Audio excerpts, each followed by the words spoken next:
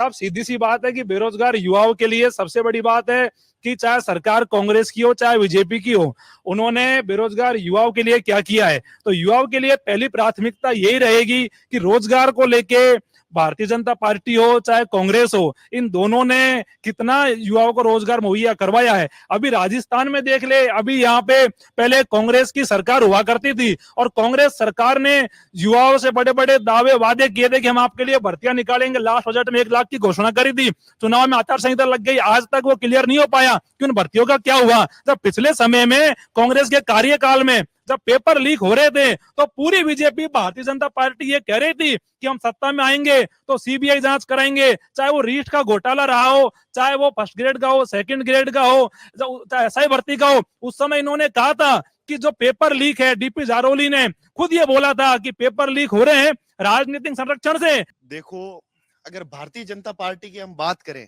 तो भारतीय जनता पार्टी रोजगार की बात तो दूरों तक ही नहीं कर रही। उनको तो ये मतलब ही नहीं है कि कोई युवा, उनको तो केवल इतना पता है कि वो रील स्क्रॉल करते रहे। उनके पास में बहुत बढ़िया रोजगार दे रखा है युवा को। सुबह 8 बजने से पहले, आंख खोलने, चाय पीने से पहले वो व्यक्ति अपना मोबाइल संभाल रहा है। केवल और केवल मंदिरों पर इनको करनी है डिबेट, धर्म के नाम पर इतनी गंद फैला रखी है इन लोगों ने। अगर रोजगार की बात कर रहे हैं तो देश के नेता, युवा नेता आदरणीय राहुल गांधी जी कर रहे हैं। जहां गिग वर्कर्स की बात को लेकर के कर रहे हैं, स्टूडेंटों के बीच में जा रहे हैं कि जब युवा आता है तो युवा को किसी पार्टी या किसी संगठन से मतलब नहीं है। वो अपनी जो समस्या है उसको हल कराने के लिए, जैसे राजस्थान विश्वविद्यालय हो, यहाँ पे कई संगठन है जो कार्य करते हैं, कोई इंडिपेंडेंट, एबीवीपी, एनएसयूआई, कई संगठन है जो यहाँ पे काम करते हैं। लेकिन युवा उन्हीं के साथ जुड़ता है जो उसकी मदद करता है, उसके प्रॉब्लम में उसका साथ देता है, उसकी प्रॉब्लम का सोल्यूशन करता है। तो इसी तरह पूरे प्रदेश के युवा हमेशा ये उम्मीद लगा के रखते हैं, भले ही वो बीजेपी सरकार हो या कांग्रेस सरकार हो, वो ये चाहते हैं कि जो सरकार युवाओं के मुद्दों पे ज्यादा से ज्यादा बात करे। जैसे साथी भाई ने बताया, पेपर लीक हो या बेरोजगारी की बात हो या युवाओं के हक में जो भी बात करे, उनके साथ हमेशा युवा मजबूती से खड़ा रहा है और एक उम्मीद लगा के रखता है कि हाँ भाई, ये सरकार, ये नेता अपनी बात करेंगे।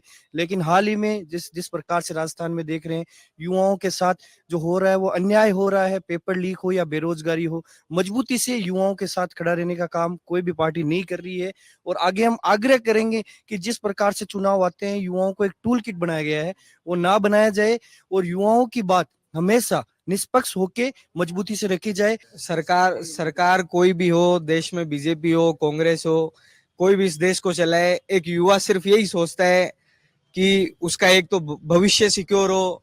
वर्तमान में वो क्या कर रहा है, अगर हम वर्तमान में देश में हालत देखें, देश में बिल्कुल कमर तोड़ महंगाई है, देश में बेरोजगारी है, भुखमरी है। इन चीजों में अगर अपन देखें तो एक युवा सरवाइव नहीं कर पा रहा है। देखिए, सबने जो जो बात कही, एक एक करके मैं उन पहलू को टच करता हूँ। मेरे साथी ने कहा, मेरा नाम अमितोष पारीक है, विश्व हिंदू परिषद प्रवक्ता मेरी जिम्मेदारी है और पेशे से मैं अधिवक्ता हूँ। मेरे साथी ने कहा पूर्व में कि युवा हर जगह एक जगह खड़ा रहता है, युवा भविष्य है, युवा वर्तमान भी है। और मुझे लगता है कि भारत के अंदर में जितना युवाओं को टूल किट कांग्रेस सरकार या अन्य सरकारों ने बनाया, उसका मैं आंकड़ा भी आपको दूंगा कि उतना ही भारतीय जनता पार्टी ने उससे निकल के उनको हेल्प करी और मजबूत करा। जब आप ई श्रम पेट्रोल उठा के देखेंगे, उसके अंदर में दिखेगा कि 135% ग्रोथ युवाओं की बेरोजगारी में हट के और युवाओं के रोजगार में हुई है, जो कि एक आंकड़ा बताता है कि 70% ग्रोथ से लगातार 135 ग्रोथ भारतीय जनता पार्टी के अंदर में ग्रोथ में हुई है। तो मेरे को लगता है कि युवा को एक टूल किट बनाना कांग्रेस सरकार ने करा, अन्य सभी पार्टियों ने करा है और उसकी एक जिम्मेदारी भारतीय जनता पार्टी जो इस नेतृत्व में देश को आगे बढ़ा रही पिछले 10 साल से, उसको भूल के एक तरीके से तर्क मैनिफेस्टो दिया जा रहा है। कांग्रेस और बीजेपी के लोगों के लिए मैं पहले भी कह रहा था, इनका मुद्दा ये है कि कैसे तो आप हिंदू मुस्लिम करके इस बेरोजगारी के मुद्दे पे कभी बात ही नहीं करनी पड़े।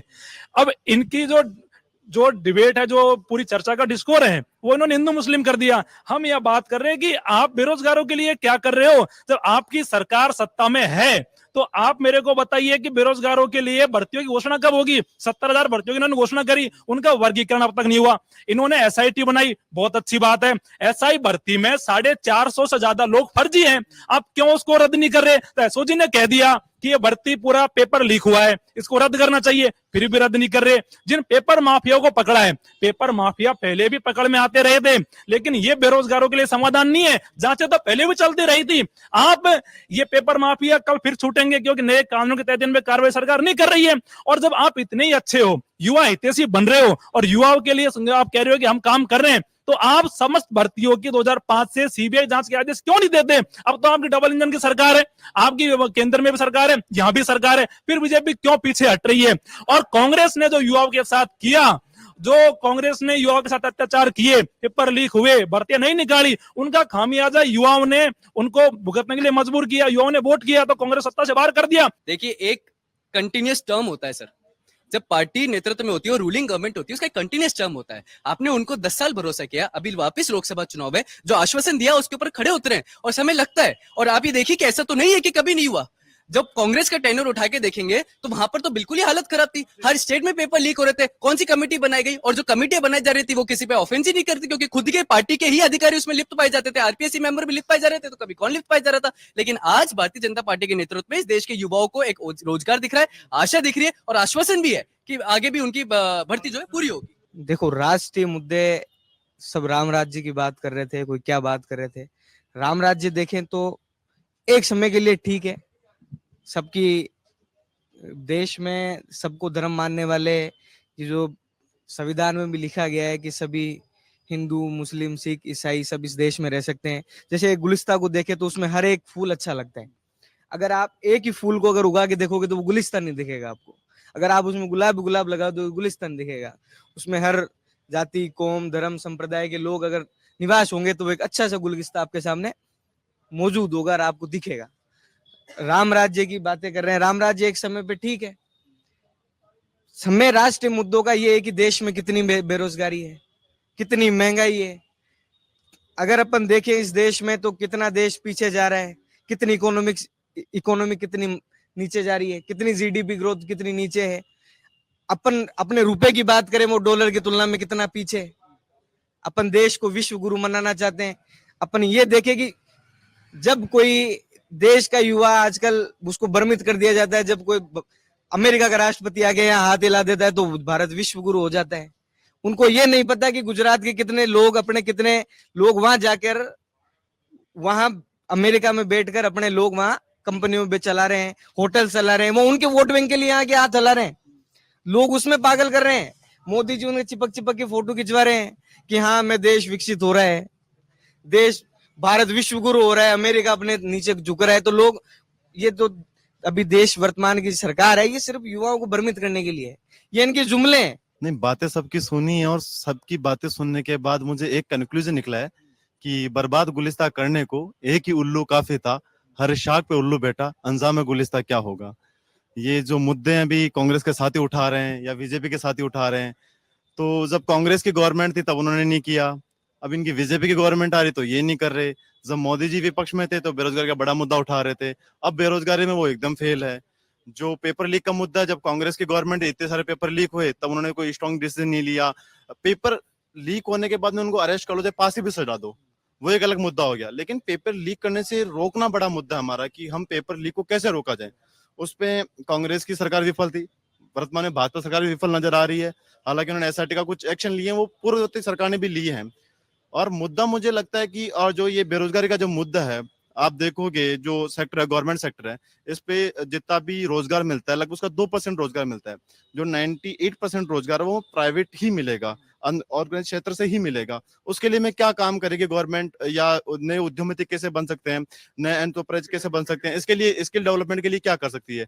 वो गवर्नमेंट मोदी जी ने शुरू में स्किल के लिए कुछ तो किया था, लेकिन वो इतना युवाओं में विश्वास नहीं दिलवाया। जैसे मैं एक अपना उद्योग स्टार्ट करना चाहता हूँ या कोई बिजनेस स्टार्ट करना चाहता हूँ, तो वो उसके लिए कोई सरकार के पास योजना ही नहीं है। और जो रोजगार के लिए जो फिर लोग जितने भी युवा हैं, अगर मैं उद्योग नहीं खोल पाऊंगा तो मेरा गवर्नमेंट में कि मैं पढ़ूंगा, कंपटीशन लगाऊंगा, उसके चक्कर में युवा इतना बर्बाद हो जा रहा है कि 30-35 तक वो पढ़ रहा है।